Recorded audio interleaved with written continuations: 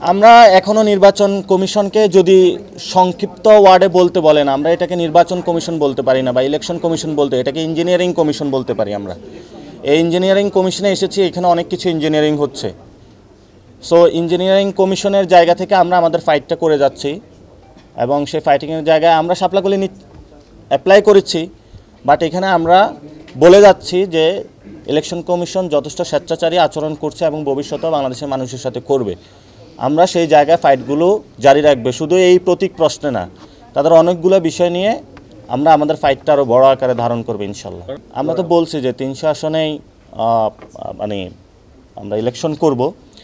এবং আজকে সকালবেলা আমি এক রেস্টুরেন্টে খেতে গিয়েছিলাম, সেখানে হলো তার কাছে 25 লাখ টাকা চাঁদা চেয়েছে একটি নির্দিষ্ট দলের। ফলে আমাদের নৈতিকতার জায়গার ভিত্তি থেকে যদি কেউ সংস্কারের বিরোধী হয়, সংস্কারে যদি তারা আসে সেখানে আমরা ভেবে দেখতে পারবো। এটা হলো একটি বিষয়।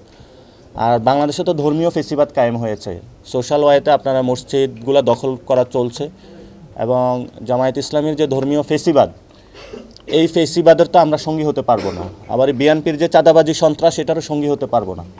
ফলত আমরা চাই দুইটি দলে আগামীর পার্লামেন্টে আমরা সংসদ করি, সবাই থাকি, সেখানে সন্ত্রাস, চাঁদাবাজি, দুর্নীতি এগুলো না থাকুক, ধর্মীয় ফেসিবাদও না থাকুক, একটি সুন্দর বাংলাদেশ আমরা প্রত্যাশা করি।